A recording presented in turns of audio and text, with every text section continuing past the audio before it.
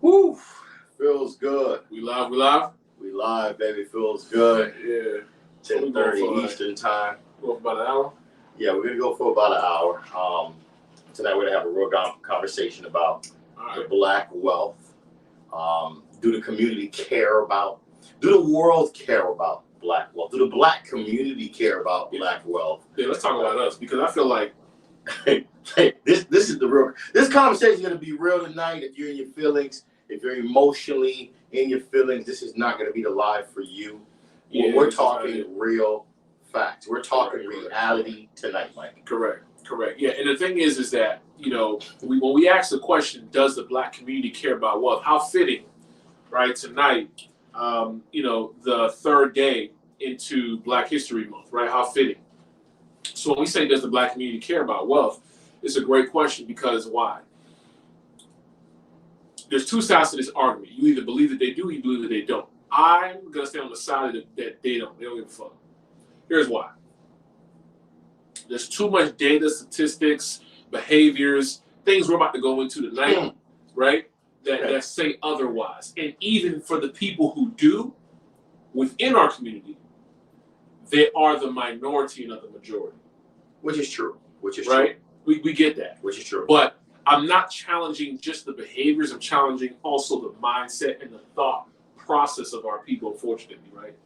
Because I would love to say there needs to be a rehaul, but that's going to take some work. We can't fix that in one day, or not even one generation, I believe, because people just don't want to do the work, right? But we see the numbers. Oh, the numbers don't lie. That's one thing, right? I'm big on, Mike, is numbers. Yeah, we you know, we're very analytical men, so we're going to look at data, stats, and statistics, right? And so when we're coming here talking about this is not from, you know, emotion. This is not from because this is what we feel. No, even if it is something that you may think that we feel, it's backed up by some type of actual information. You can go research from reputable sources. So this is not a slander. It's not none of that. It's not an echo chamber. This is reality. This is more so to help us wake up, because in the 3 days into this quote unquote Black History Month, right? Imagine. We keep celebrating history, but we have nothing currently we can celebrate. Which is true. We're celebrating things of 30, 40, 50 years ago that we're really not even profiting that much from. I'm going to say it. We have opportunities. We have things that, you know, that were done, you know, resources and ability to do certain things. Granted, for sure. We can't discount that. But in today's world, 2022, I'm not going to talk about 1970, 80. I'm not going to talk about that. I'm talking about 2022. Unfortunately, all that hard work that was put in for those people that allowed us to even get a month, right? My opinion, we're not capitalizing, period. What do you believe about it? I mean, here's the thing, right? The black community, I can't say all, but we know who we're talking to. We're talking the majority, unfortunately. The majority of the black community, I'm actually with you on this, don't care about wealth. Okay? And it's sad, you know, to be 30 years old as a grown adult, and the only thing you can say you have is a car, no credit, don't own anything, not even $1,000 saved. But when it comes to brand name, we talking reality tonight. Yeah, it's. Does the black community care about wealth? People, I'm lost. I see the designers. Yeah. I see the foreign vehicles. Right. I see the hair extensions. The 10,000 followers. I see the 10,000 followers. I see the tattoos. I see all the material. But where's the substance, Mike? I'm lost. So here's the thing, Bobby. Where's the substance? Where's the legacy? Do you know? Boom. Okay, so you hit it, right? We're gonna start off. So a lot of the community loves to talk about. And if you're just tuning in, we're talking about, does the black community care about wealth, right? About building wealth, especially generational. They don't. They want the Ferragamos. That's what they want. My position, my side of the fence is no, we don't. I'm going to elaborate why. Here's why we believe this, right? If you believe that we do, go ahead and drop your comments in, feel free to drop your comments, drop your email if you want to come up and state your point. But here's what we're gonna talk about first. I want to start with this, right? Bobby said a big thing. Our community loves to use this buzzword a lot. generational wealth. Generational wealth. Yeah, that's the key word right Generational wealth. I'm gonna ask you one simple question. If you gotta think too hard, just say you don't know. Because me, I don't even know. But give me a black family that you know of that has left a large amount of, like a JP Morgan family. Name me something similar, not that obviously that big, but name me a black family you can think of on top of your head that has left generational wealth. That's rare to say, man. I mean, if you would have to go to a different continent. That's how bad it is. You'd have to go to Africa. In America. Let's just say in America. I'll probably say Jordan, and I don't even know his family situation. If you go to like a Jordan, if you go to like a Robert Smith, if you go to like maybe a Magic Johnson. But see, hold on. When you say Robert Smith, 90% of them don't know who that is, so we won't even count. We won't even count. Yeah, because you got to go to some individuals who have different work ethics, who understand the true value of growth. Correct. And financial wealth to a whole different degree. You know, I feel Magic Johnson falls in that category. Definitely. For the individuals. Shaquille O'Neal. But look at who we're talking about. We're talking individuals who have a mindset to understand their legends. Yeah, but let's look further than that, Bobby. Look who we're talking about. Unfortunately, to us, it's very secluded to a certain industry of people. Athletes, entertainers. Very true. You know, but here's the thing, Mike, right? The problem with a lot of people, what I've learned is that a lot of us as a black culture, we're programmed to only spending money, not saving. Correct. We're scared of investing. We will buy. That's why we're the biggest spenders in the world. We're going to get into that. We're the biggest spenders in the world. The black community is the biggest spending entity in the world. But when it comes to ownership, when it comes to assets under management, when it comes to leaving wealth, estates, we don't have a goddamn thing. So when I ask you that question, it's because generational wealth is a buzzword that loves to be spread around, but it's not being duplicated at all on any mass level. Sad, man. In our community. Here's how I'm going to prove that, right? Because people don't really understand the word generational wealth. They hear it, but they don't really understand it, because if they did, the stats wouldn't be what they are. Oh, God. Generational wealth is just another word for family wealth. Oh, God. Oh, God. I see where you're going already. It's another word for family wealth. So let's talk about this. Most of our households are not even families. Uh-oh. Single mothers, single fathers. Continuing. This baby mama, baby daddy pandemic we've been having, and it becomes a norm, Mike, goes against that. It is a norm. I had a conversation with a lady the other day. Women think the whole baby daddy, baby mama thing is it's acceptable at all times. It's cool. So let's talk about this. It's become a norm. So let's talk about this. But you say you want to build wealth. That's in the world that we live in, right? Especially in America, we know that generational wealth doesn't get built without families. Collectively. When we say families, we're not just saying, oh, you know, I'm with this person, I had their kids. No, we're talking about a legal binding contract. You're married to this person. You're sharing names, passing down the name and the legacy, the resources, etc. Okay. Sure. With that being said, I spoke to a young lady, and she's 22, 23. The new generation coming up. This is what they think. In this order, she said, I want to, get with a man, basically, move in, have a baby. Basically, those three. Because the last one wasn't really anything serious. Just move in, have a baby. She said, I want to get with somebody, move in, have a baby, start a family, basically. Okay. Which are technically the same thing. Nowhere in that did she say a marriage. Now, mind you, whether you believe in it or not, that's your business. Whether you're religious or not, that's your business. We're talking about the legality and the contractual benefits, the tax benefits, and all the other stuff we're talking about. We're talking about generational wealth, right? Let's keep it business. Let's keep it a stat tonight. Put your emotions to the side. I asked the lady, well, what is such the apprehension of just becoming married and then doing all those other steps? Oh, well, basically at the end of the day, what she said was she just feared that he won't be He won't be what I thought he was. Wow. Oh, the negativity just went right into place. The mindset of, one, she's going to assume that she's going to be fearful of, oh my gosh, what if he's just not who I thought he is in the marriage? She's scared of risk. She's risk averse when it comes to marriage. Oh, wow. But she's not risk averse to being a single baby mama. That's Meaning the value system. You would rather give a man a baby that you really don't value to marry that you haven't required from him. But you know what? That's ridiculous to me. It's ridiculous. But you know what's the problem? It's not an excuse. The society has made this mentally become a norm. You know, Rihanna just got pregnant. She's not even married. So of course, all the girls think they can do what Rihanna do, but they don't got Rihanna's bank account. They don't have Rihanna's bank account. They don't have Rihanna's substance. They don't also have her legacy.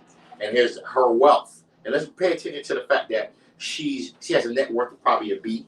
Right. She has a makeup line. She's an artist. She's well established. She's the definition of what's called an anomaly. 99% of the women are not her. So for the regular folks who need to get their stuff together, our community has an issue with having babies before we marry, right? Carrying before you marry is what we call it. We talk about it. And you can follow us on Clubhouse as well. On Clubhouse, you can follow me on Clubhouse, Nike Advisor. Follow Bobby Sarah, Mentourme. But if you follow me, I'm in a lot of these rooms and breaking it down a lot, right? But the reason I bring this up is because that's where we really get to the nitty gritty, and I get the mindset of these women to understand why this is. And we're not building one families. Now, the stats do show that the led households, based on Pew Research Center, right? We did the research, that majority, and I'll give you the exact percentage, but majority, which is a little over 30-something%, right? 33, 34% are married-led households. So yes, we have a lot of households who are married. But here's the problem. Right behind that research, right behind that number, the led households that are 32%, right behind the married couples is what, Bobby? Single. Female-led households, meaning they're either single or with a child. Right behind that is male-led households. Guess what that percentage is? 6% compared to 30 and 30. Look how drastically it drops. See, but you know, people don't. So how do you expect us to build any type of wealth if we don't even stay together? Well, yeah, and that's a real problem too. You know, like we always talk about, especially in relationship topics, is that there has to be a level of humbleness. There has to be a level of balance. There has to be a level of growth that both partners want to see. Because people, this wealth gap is a real problem. You got to really think about it. It's ridiculous. We got grown adults at 30, 40 years old still don't have a decent credit score. We got grown adults. The only thing they have to their name at 45 years old is an apartment.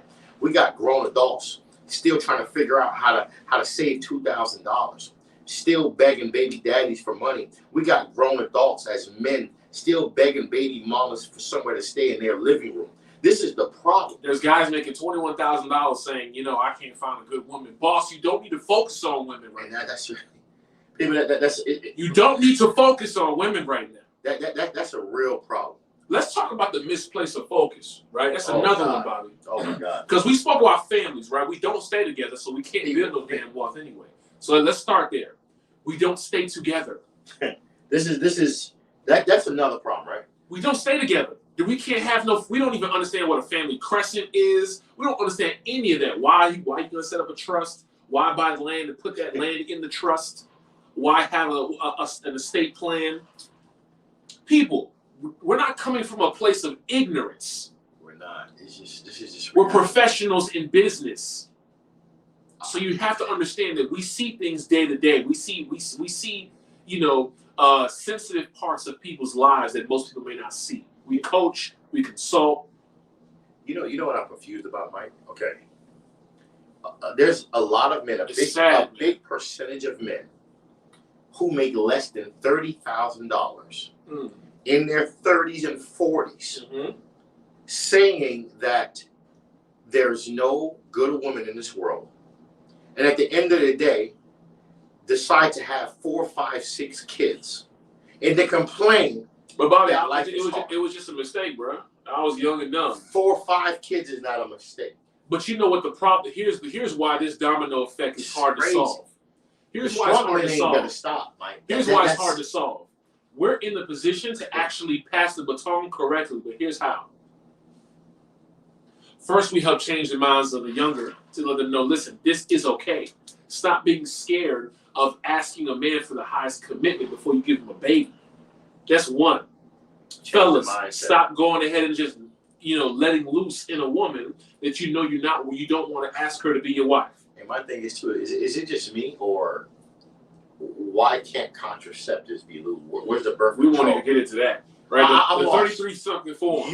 You want to have the raw sexual experience, contact or experience, whatever you want to word it as, but you could take birth control to stop it, because this guy is not who you will ever marry. Right. But then you go have a child, like you say. Let's have a child first, with him, knowing that there's no commitment whatsoever. To see if he's worthy of the husband. Now that child has to go through this separated baby daddy, baby mama drama for the next, pretty much his whole life. The child has to go through a weak foundation. This is our problem. We don't have any foundation in our community, unfortunately. Majority, not all, but majority. And here's why it's going to be hard to fix, Bobby. Because, like you said, the single man who's 30 years old, makes less than $30,000, who's looking for, can't find the right woman, but he has 3, 4, 5 kids. Here's the problem. I'll take his logic. I was young and dumb. I'll take her logic. I was young and dumb and had these kids. Cool.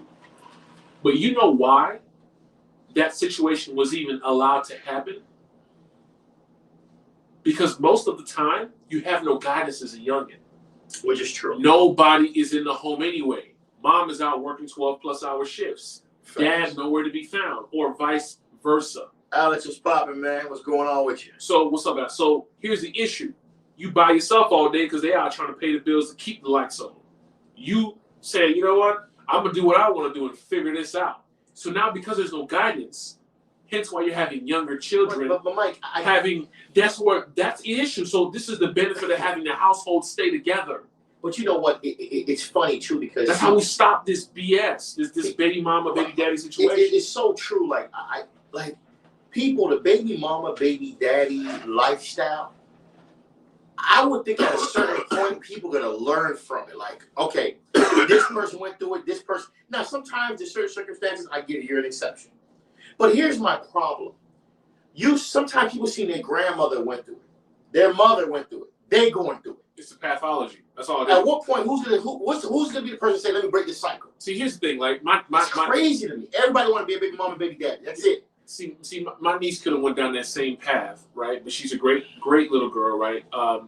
Beautiful, smart, intellectual, dean's list. But here's what she has, though. She got daddy at the house. Cool. And she got mama at the house. Giving direction. So because not only she sees both are there, stable foundation, have always been there. She understands, mom and daddy may not be happy with each other right now. So she understands conflict resolution, the ups and the downs, and it's not going to always be sweet. But they still stick it out, and it's much better when both are there. I love what you just said, too, but you see the key word you said in that statement? Both parents are in a house. That's another problem the Black community has a problem with. This is why this is how you prevent ownership, the prevention of no assets. People, if nobody in the family owns a home, if nobody in the family ever had life insurance, at the end of the day, when y'all raising these kids, these kids gonna do the same thing y'all doing. Look. Because that's all they're witnessing, that's all they're seeing. It's so crazy when you hear a black culture, they're begging for GoFundMes and getting upset that nobody want to fund their child's death or their family's death. That's not people's problem. What were you doing all your life? It's not. How come you don't have life insurance? How come you don't own a home at 45, but you got 2, 3 kids? So having sexual contact, having sexual intercourse was an asset to you. Right. And owning a home was a liability to you. Yeah. See, that's a great point you brought up. And that's crazy. That's a question I really want to pose. For the Black community, I'm lost. Here's a question I want to pose to the Black community. I don't need to see something too much time to understand, Mike. I'm sorry. Here's a question I want to ask the Black community, because now I'm thinking about it. I might actually start a Clubhouse room on this. Does the Black community value sex more than generational wealth? Because I think it's the biggest detriment asset. It's like the biggest thing on our balance sheet that's a detriment to us. It's a liability. Yeah, it is. It is. Because we're having offspring with no family.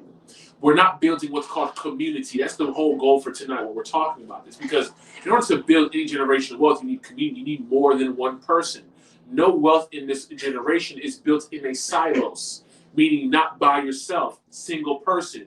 Go file, and we're in the season. Go file your taxes right now. You ain't got no kids and you single. See how much IRS is going to back you up. Pretty much nothing. Yeah, I give you nothing. We ain't got you. 80%. But you have a baby and you single, we got you, girl. Don't worry about it. We got you, boy. Don't worry about it. You married and you got children, or we got you. Don't worry about it. We're going to take care of you.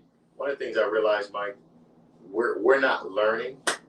See, my thing is with the black community, some of them not owning anything, not owning shit.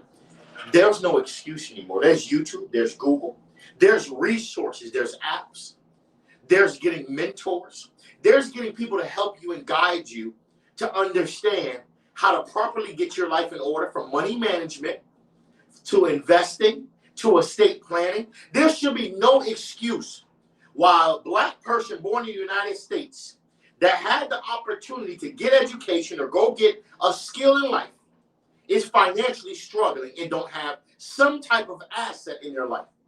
The problem is what I'm seeing, Mike. Mm-hmm. I see a lot of chains. Okay? I see a lot of hollow chains. Okay. I see a lot of rented Toro cars. Right. I see a lot of rented Airbnbs in Brickell, Miami, which is one of the highest, most expensive places. Correct. I see a lot of the things that don't put money in your pocket. Right. But I don't see nothing being presented in the front of the black culture that puts money into their pocket. So let's talk about some stats. Right now, you're talking about money, right? Where's some stats, man? Because it's just crazy to me. When are we going to change our mind? It's called a paradigm shift. When are you going to change your approach to life as a black culture? People, the excuses got to stop. All right, so I'm gonna read this from I'm gonna read this from Pew Research Center, right? And if anybody who's educated understands what Pew Research Center is, right? Is what's considered they get their information from what's called a primary source, right? Okay. So it means something that you can actually base it on, right? It's not just a third party article. No. We're talking about legitimate sources, right? So okay, let's talk about household income. Okay, let's hear the household income. This is where it hurts the most for me. Now, before I get into household income, I'm going to tell you what the household incomes are, right? But we know the average income for a black man is about 40 and some change. Embarrassing. We know for women, it's a little bit less. It's like the high 30s, 37 and up. Embarrassing. Right? But I'm going to tell you what it is as a household. And you tell me if there's much of a difference. So, based on Pew Research Center, it says the mean household income for black households in 2019, right? Because that's the time they did the research. Okay. Let me hear this. Is $44,000. So as a single person, you're making the same, and as a couple, the needle's not moving. Ain't no way. Why is the needle not moving? You know the person. Illiteracy. That's exactly. Not just in financials. Not just financial illiteracy. You're not upskilling yourself enough. You're not in this world. We're not in the 70s and 80s anymore. You're talking facts tonight. In the new world that we live in, the past 22 decades, okay, we're in a world where the marketplace values people who keep upskilling with the times. What you learned 5 years ago was great, but now you may need to add additional to that 5 years ago knowledge. If you're not already in a certain position. So if you came from trucking or waiting tables, you need to learn some type of skill. Easiest is sales. But if you don't want to be in a sales position role, you need to get into some type of STEM educational skill. You don't need a degree, but get a skill in something that brings value to it. Man, listen, hold on.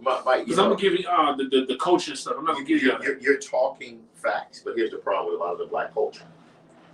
What happens when you have a whole bunch of broke friends around you that don't own nothing, Bobby, that make less than $30,000 a year giving you financial advice? You get broke ideas every day in your ear. Every day of the week, you're getting a broke person to give you broke ideas. Thoughts, mindsets. Do you understand how toxic that is? A person that makes $30,000 a year giving another person that makes $21,000 a year advice on wealth. You automatically fail in the person. Here's the thing. You automatically fail. So now the question becomes, right, Bobby, because birds of a feather flock together. Oh my God. So we know that It's crazy. Single women keep Crazy. women single. Single men keep men single. Facts. So if we know single women keep women single men keep men single, broke people keep people broke. Oh, for sure. So you have a group of You have a group of people who y'all all make average income, right? Imagine. You're all gonna be and you're all gonna stay average. The 100%. probability, of course, anything is possible. There's always an exception. Anything is possible. Always an exception. But the probability, because the level of conversation, unfortunately, and in this world, the more you make, the higher level of your conversation can be. But you see, here you go with the black community. The minute you start talking proper, you have elevated your vocabulary. You're educated. You got a better vernacular. Yeah. All of a sudden, you move like you white. You talk. They put the white man on a pedestal. See, the greatest thing for people who are rich, who are black, is that most of those people who are rich and black don't give a damn what the broke people think, And that's especially the broke people who look like us, because that's cool and all. But I'm more interested in my bank account being popular than me being popular or looking 100%. cool. I want my bank account to look cool. I want my credit score to look cool. I want my legacy to look cool. Imagine. Not my car, my chain. This makes no sense. The stuff that you can see, because that's irrelevant. Because when you sit down, people who really have money, real wealth is silent. 100%. But you see, the black culture, the biggest thing with us, we wear our wealth. We gotta let people see that we got money. Yeah. That's when you know a person. You get $700, they gonna see that whole 700. Like when people got stimulus checks, they already showing off. People the black community love to show what they have. This is the time. We're in season. We're in the tax season. Perfect time. Tax season. You can imagine next 2 to 3 weeks. Lambo's about to pull up. Those deposits hit. Everybody going on churro. Everybody buying hollow chains. Yeah. Everybody buying a knockoff or real designers just to make sure people see that they got designers on. But here's what I'm confused about. How come you're not investing into a property? How come you're not having home ownership? How come you're not paying for a college fund for your child? How come you're not buying crypto for your niece or nephew or your son? So those individuals can get a fair chance of being financially free. They don't know about that, Bobby. They don't need everybody doesn't need to work 2-3 jobs, people. Where are we getting this mindset from? But it's the mental side that's killing us, people. So now let me get into it, right? I'm gonna break it down even more, right? $44,000. Go, man. $44,000. We're talking about married household. That Wow. means more than one person. So let's talk about this. Obviously. So it's which means, remember by Pew Research, which means half of households headed by a black person earn more than that, and half earn less. Let me go down. Broader analysis shows that more than 54% of black households earn less than $50,000. 54%. 54% of black households earn less than $50,000 after going to school, having all that debt. What you tell me? All that education, all that degree, master's, all that PhD. degree foolishness. All right, great. While 46% make $50,000 or more, so less than half. Okay, 46% is still good. That's a good number. But almost 3 in 10, which is 28%, make $75,000 or more, including 18% that make $100,000 or more. We're talking about households, but here's where the problem is, right? That sounds good. Wow. That sounds great, right? Well, it's not great at all. But the culture. There's a hope. But here's the thing. Here's where the biggest percentage is. 30% or 29%, right around the 30. 30% of black 30% of the black households make less than $25,000. 30% make less than $25,000. How do you survive? We're talking the majority here, Bobby, of this analysis. So the highest percentage is the 25,000 less range. But you know what's funny, right? Even though they make it less than 30,000, I still be confused, just like I was talking earlier. They'll have 3-4 kids. So my question, they'll have 3-4 baby mamas. So those are who we're talking is about. Accepting the BS. That's what's happening. It's incentivized, Bobby. Earned income tax, earned income credit, child tax credit. It's incentivized. So for a tax return, one check out of the year, a tax return check, people will have 4 kids struggling, renting apartments, no credit, no ownership, no substance, just for a tax return. Bobby, did you know that the biggest payday for most black people, the biggest payday based on those numbers, the biggest payday for most black people is only tax season. You know how I know you're right? I had a woman one time tell me, she says, when I get my tax check, I feel rich. I said, sweetheart, how much is it? Oh, it's like $10,000. You feel rich with a $10,000 tax return check? You understand how embarrassing that sounded if she said that publicly? The fact you're getting 10 grand back is the issue. $10,000 make you feel rich as a black person? People, you understand how embarrassing that is? So let's ask the question again. Does the black community care? Here's the truth, right? It is such a small percentage. Because the problem is, I've learned one of the biggest issues with the black community is self-esteem. We're always trying to prove something to someone else. We're always trying to show off something to someone else. And sometimes that someone else don't even have 10% of what you have. And we continue that cycle. The newest Jordans come out, people lined up. The newest Benz, the newest Beamer, the newest. We gotta have everything, man. God. We gotta have everything material. We gotta be the first ones to have it. We're black people, we are the biggest spenders. But when it comes to asset ownerships, assets under management, when it comes to wealth, they said this year, I remember they was talking about it on CNBC. Yeah, let's talk about that. What did you see on CNBC? On CNBC, they said a black wealth has fallen 14%. 14, double digit. 14% compared to cultures. And this is, they say, for pretty much the fourth, from the last, I think, 10 years, we always have been on the bottom. So you're telling me no matter what president there is, no matter how much stimulus, PPPs, SBA loans you put out, the black culture at the end of the day only will buy material things and just keep spending. Kanye West put out an album. Look what they're doing. They following the hype. Right now, the Rihanna talk is the biggest thing out right now. At the end of the day, let her live her life. I got bills to pay in 30 days. Yeah. Inflation is killing everybody's pockets. It's crazy, right? Man. Groceries is high. I got reality high. But let's talk about this, right? Because it's fitting. We're in February right now, right? Everybody's going to post all this black stuff, what these people did back 30, 40, 50 years ago. What the hell are you doing right now? That's facts. That's reality, Mike. We can't debunk what Martin and all them did, but they came in with a different mindset. Don't forget, Martin was highly educated. Highly educated, but also was executing on his education. Not just, I got a PhD and I'm working as a... No, he didn't just have a LinkedIn profile.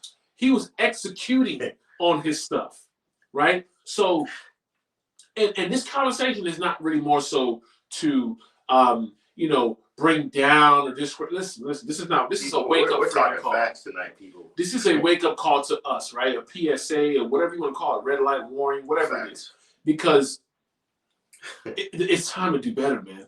It's time to do better. But Mike, you can't, as a collective, though, you can't do better if you don't know better. No, I don't believe that. Here's why: because people know better and still don't do crap. Because you know why? We're lazy. It's a habit thing. But do you feel that the government plays a role? Look, in this world, you lose a job, Section 8, WIC, all type of government programs.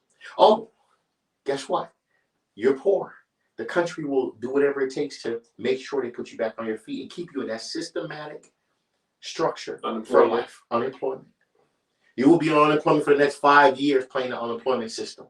Oh yeah, I've been looking every week, getting that 500. Listen, man. I think those programs are a waste of money, in my opinion. They're good for what they're there for. Some people do need them, I'm not going to lie. But as a whole, it's more crippling than not because it leads to the mindset. So here's my thing, right?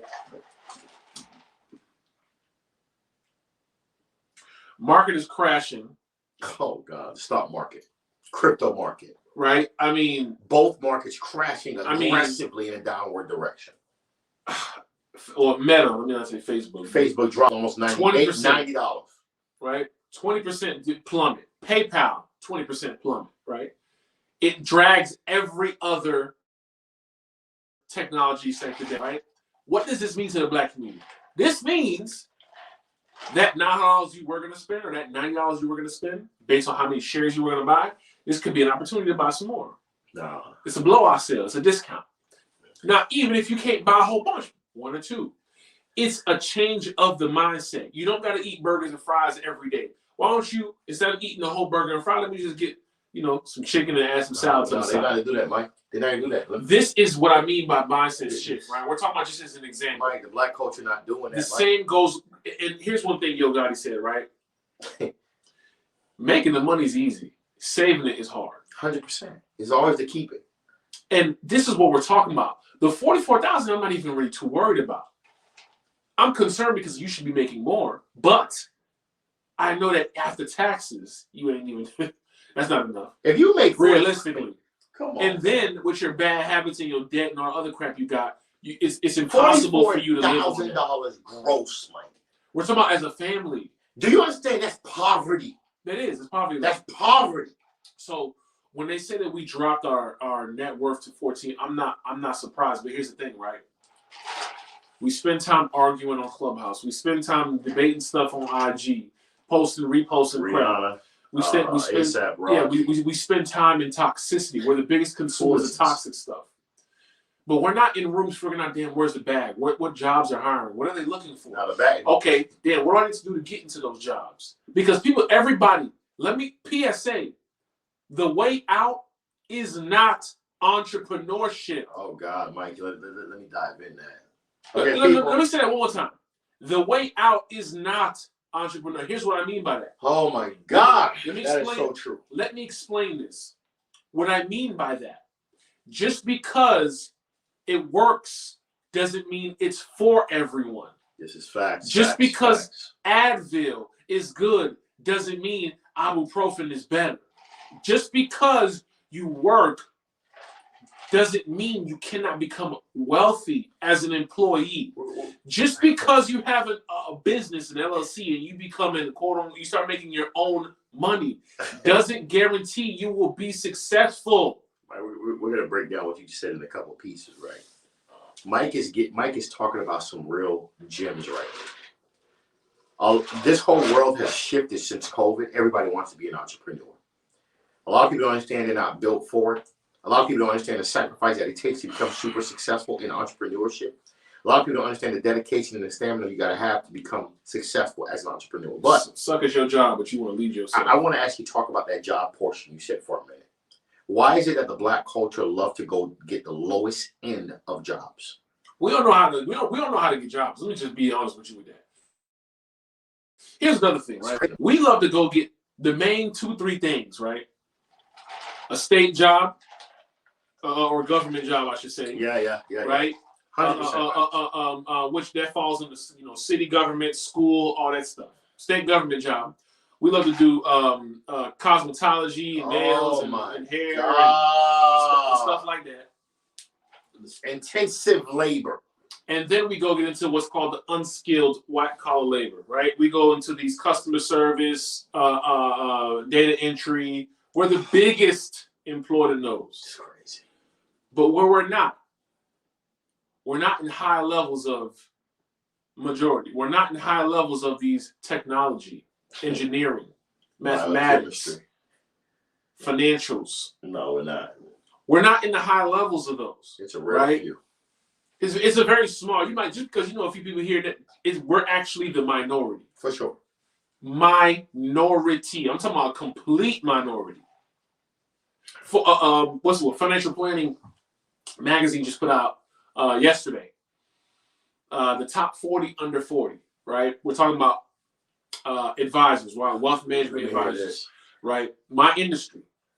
Nobody on the list looks like me of 40, but there's men and women. Nobody looks like me.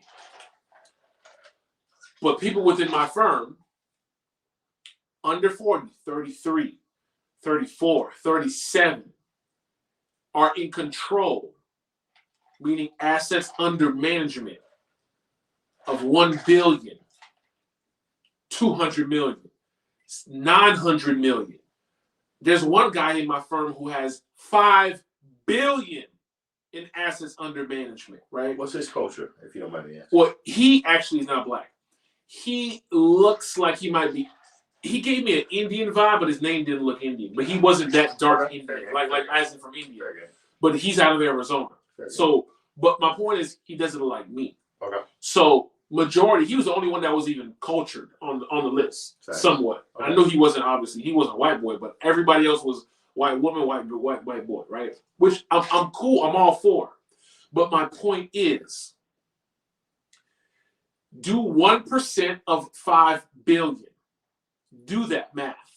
When you do that math, that is what they're making as a trail. 12 months. Every quarter that gets paid out to them. Imagine. Residual. Even if it's 900 million, forget the billions. 500 million, 200 million. Do times that by 1%. They're getting that paycheck every 3 months, guaranteed. That's what they, and the reason I bring this up is because people who look like us don't even know what the hell this field even means. Majority, not all, majority, because I work in the field, so I can't say all, but majority. But my point is, technology. There's people who work in cybersecurity making 250, 500. Engineers making 500, 600, 700. You see, what you're talking about, Mike, it's people going to school with purpose. Going to college with purpose. Getting these freaking, what they call underwater basket weaving degree. Like, you're not doing shit with these degrees. These BS psychology. You just get a degree to get a degree. I'm listening to Audible right now, How to Lead by Robert, I forgot his name. And a lot of the wealthy people he's interviewing, some of the wealthiest people in the world, went to the most prestige colleges. If they didn't go to these colleges, they got degrees in things that's very difficult. I always say, people, challenge yourself when you go to college. But you know, it's true what you say. Software engineering, very difficult. I'm currently in that now. Come on. Very difficult, not easy. But I love the path. It expands your mindset, right? Any type of engineering, any type of science, any type of math. They're not gonna do that, Mike. Guys, we're using technology as we speak now. They're not gonna do that, Mike. What they gotta do is go. But you want to go do some human resources. You want to go do HR. Social worker. Do social work. Like, they do psychology. I hate psychology. I'm going to say this. Hold on. I'm going to go against you on that. Psychology now, if you know what you're doing, can actually be valuable because of the amount of mental issues in this world. Correct. That's if you become an actual doctor in psychology. That is a game changer.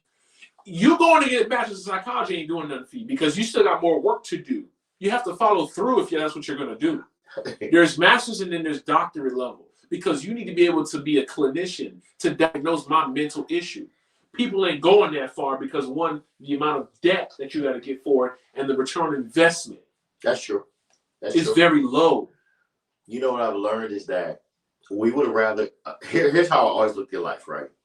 If you know your family came from nothing and you're black, it's time for you to look and see the struggle that they went through to get you to where you're at. People don't care, bro. At the end of the day, why go to school? It's like, oh, I'm going to go to school knowing my family was struggling, working 2-3 jobs. I'm going to go be a dental assistant.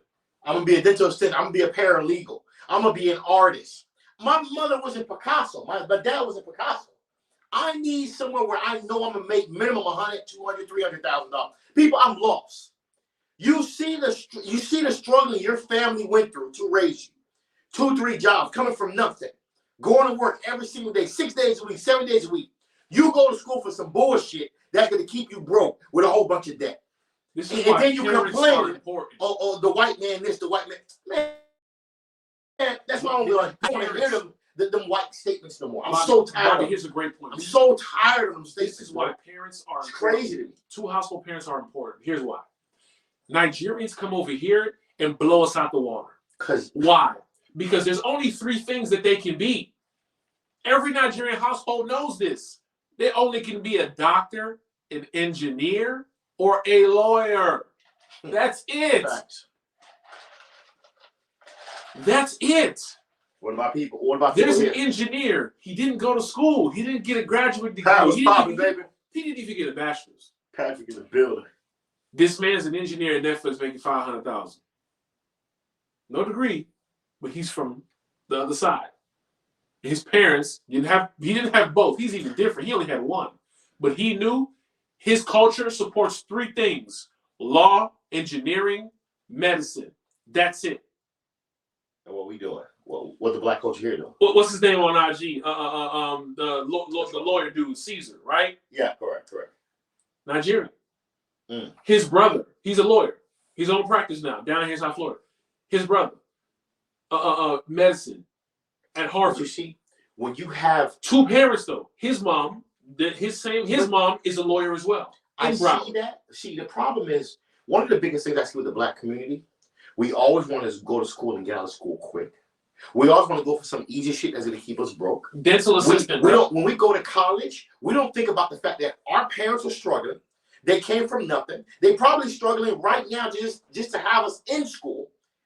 And we go do this. Let me go to school to get out quick and go get some easy degree, knowing I have no entrepreneurship mindset, knowing I'm not unorthodox when it comes to creativity. I'm not going to think out the box on how to make money. I'm not going to utilize the tools.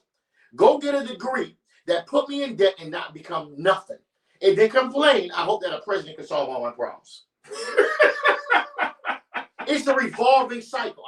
This is what people do. Go to school for some bullshit, go in debt for a lot of money, then get out of school, complain that, oh my God, Navient is calling me for the money that they let me borrow. They didn't tell you to pick that degree, you picked it. Now you're upset that you owe this debt. You got a degree that's not making you money because it's not just a degree. You don't know how to monetize it. Right. Then you didn't even think about when you got the degree. Look at the lifestyle you're coming from. You were struggling. You need something that's going to bring you at least minimum 6 figures just to warm up, where there's growth. Also, I learned in the Audible before I let you speak, right? I learned a lot of wealthy people, you know what they do? Hold on, first off, say what you're going to say. Then after that, I want you to say what you're reading so people can understand. I'm reading an article called How to Lead. The author is, I think, Robert. I'm sorry for his last name. They can look it up. Google it. It's called How to Lead. Man, this thing is powerful on Audible. Shout out to Amazon. Right, but you're listening to the book. I'm listening to it. And I think I got like 5 hours left. And let me tell you guys my favorite way to listen to a book. It actually, you put me on to Audibles. It's just like a podcast, but I'm listening to a book. I love it because I take out the excuses I don't have time to read. I got time to listen. Yes. If I got time to listen to a rap song, if I got time to listen to an R&B song, I got time to listen to Audibles to motivate me, to educate me. So one thing I do see, these wealthy people, even before they became wealthy, who they go work for? IBM, Google, Facebook, aka Meta, Block. They go work for big multi-billion-dollar corporations. Who we go work for? Walmart Retail Center on 441. Who we go work for? Payless. Who we go work for? These $30,000 companies, we begging them while they putting us through 3 interviews of BS. Dollar General. That's who we working for. Oh then we complain at the compensation and the failure that we go through. But you decide to take it. That's why I'm lost. Listen, right? I'm lost. I'm not lost. I'm lost. Because here's what it is, right? I'm lost, bro. I'm lost. The reason why I feel like, and not even fair, the reason why the issue is, this is the first solution, right? You don't need to be an entrepreneur. You need to get a better job. Even if you do, you still need to be searching for the next one. Like that's never an ending job right there. Searching for another one. Because why? You go from 30 to 40, you need to find you a $50,000 job. You just gave yourself 10 grand, promotion within 3 6, however long it took you to get that job. If you're consistent and you take the time, you look up YouTube, you do your resume, whatever. You network on LinkedIn, whatever. But if you're below that, which most people probably watching and probably is going to watch this are, you need to go online and get your LinkedIn set up. You need to set up a Clubhouse. There's a room today that I was in. People are a room full of recruiters and a room full of people looking for jobs shooting their shot. Hey, I'm such and such. I just finished school, and I'm looking for this. Oh, recruiter pips up. Hey, listen, go ahead and hit me in the back channel. I got a job that might be great for you. Mike, they don't even know. Some of them don't even know what Clubhouse is. Mike. A room full of people who are their job is to put you in position. Their job literally is to put money in your pocket. That's what a recruiter is for. A recruiter's job is to help say, hey, I have a position. My company is looking to pay to you to do X, Y, Z. Mike, the problem is. So when I say this, the reason I say this is because there's no excuse that you're still making $10, $20 an hour. You need to figure out a way, even if you're making 20, okay, now you're making 20. Now, while I'm doing this, what skill can I learn on the side real quick in the next 3 to 4 months that could, boom, jump me in here without having to go get a degree? And you know what I realized the failure starts from, Mike? And like you're saying, you're right about this. They got data analysts making 180. Learn data analytics. You know, here's a problem too, right? In high school, there's something called vocational school. That shit, don't even talk about. I hate the vocationals. It's good to get started. For sure. And people who know how to enterprise, meaning I'm going to get a vocation, like a landscape, whatever it is. And then I'm going to start a franchise. I'm going to start a one landscaping company. Right, then I'm going to franchise a share. I'm going to start a mechanic company. I'm going to get a vocation and then be an employee at that vote like for the rest of my life and struggle. See, the problem is we need better leaders around us. We need smarter people around us. We need mentors. People, I get it, the black community, we think we always have this know-it-all mentality. Talk about that, please. We always got this know-it-all. The minute you're talking, especially a broke person. I know. I already know. Especially broke people. Broke people always, especially I'm a person, I'm always sitting down with people. Once you talk to broke people, they always got the same type of reply. Oh, I already know. Yeah, man, I was about to. I already know. You know so much, but you have so much of nothing. You know so much, but you struggling. You know so much, but you have nothing to show for all the years of you living. This is the problem, people. This is not a batch, this live. This live is to let you guys see the true picture. This is called The Painful Truth every Thursday night. We're talking about real topics, people. We want us to get people to get better. Correct. This is people, in order to get better, a couple things I want to say before we close out. A couple things, right? I'm going to say this and I'm going to let Mike tune in. Yeah, I want to hear some comments, actually. I don't even want to say that. I want to hear some comments, but go ahead. Number one, people stop settling for any job. Degree or not, you got to look at reality. A company is offering $40,000. You know you have 2-3 kids. $40,000 may not be enough, especially being a single parent. You need to know your Why number. don't you try to get something for $60,000 or $70,000? They might put you through 3 interviews. Find a higher paying job if a job is what you're looking for. Number 2, stop going to jobs and just getting complacent. At the end of the day, open your mind up and say, okay, how do I add another stream of income that's high value? Not just any stream of income. I'm going to go lift up some warehouse boxes 2 o'clock in the morning. People, that's not what I'm saying here. Okay? At the end of the day, how do you get higher value streams of income, people? Because a lot of you don't understand. Right. Stop thinking you need to leave your job. You don't need to leave it. You need a higher paying job or a higher paying career. The struggling is in the mindset, people. Take a Walmart job at retail, go stock up shelves and clean it with Windex all day, or go work for the corporate Walmart and make $150,000. We're gonna go stock up shelves all day because it's easier to get in. Because my homeboy, the manager, who's making $60,000 a year. Here's a good little That's note. the problem. Here's a good little note I want to ask before we close out, man. Every corporation has a 6-figure position. Always. We're going to repeat that again. Every corporation, company that you want to apply to, has a 6-figure position. So before you take that $40,000 job, go figure out which ones are the 4 6-figure positions. Because Wendy's is definitely paying somebody 6 figures. It just ain't you over there dropping the fries. It's just not you over there flipping the burger and making the McChicken. You're not getting it. But somebody at Wendy's, they're getting the $100,000. It just ain't you. So my point is this. Wherever you looking to go, start. It don't matter what, even if you ain't got the goddamn skills.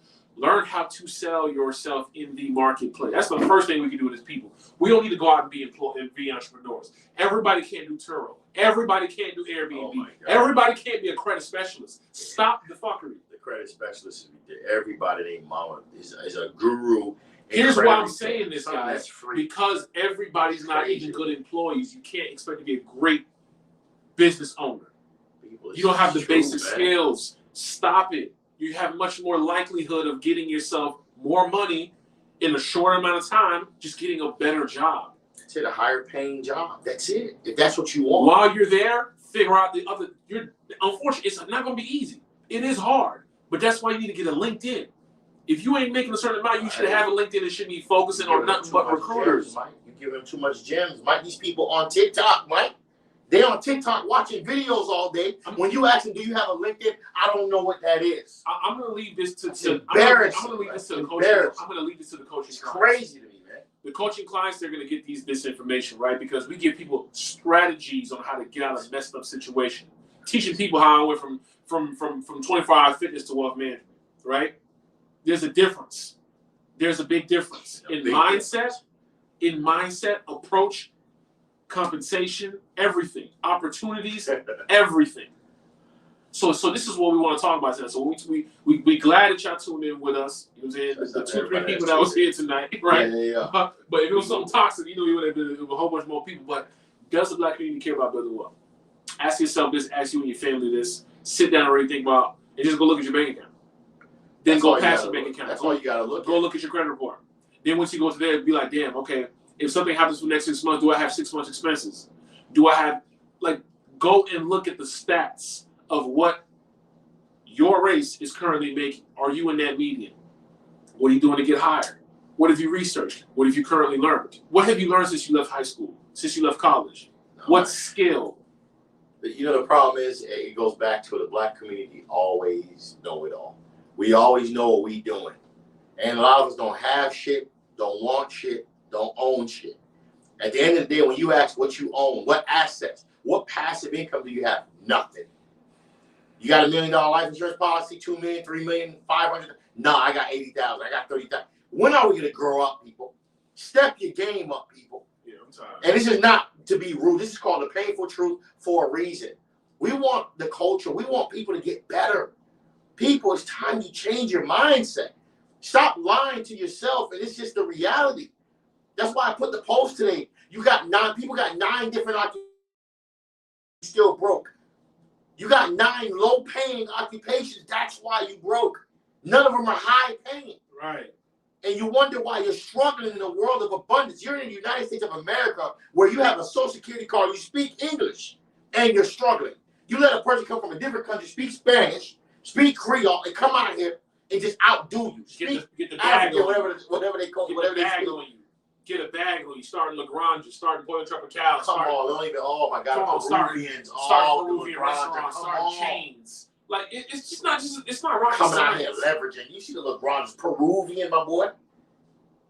They ain't the only one. There's so many of them, bro. It's like it's just. And then when you ask, that's okay, just an example. A person 40 years old, got 2-3 degrees, born and raised in the United States, living the American dreams that other people from different countries are dying to live. Oh, I don't got nothing. I only got $500 in my bank account. Right. All these years, you ain't even got 500. I'm not gonna hold y'all up. We love y'all. I just want y'all to know every Thursday night is the Painful Truth. Every Thursday night and every Tuesday night. Tuesday night, I'm gonna be interviewing Dr. Mayer.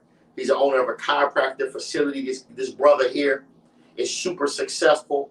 My man, we will be interviewing my guy, Dr. Mayer, Christopher Mayer, this Tuesday night. People, it's gonna be a great live on IG. Guys, if you want to follow us and you Shut get more of these topics, follow us on Clubhouse.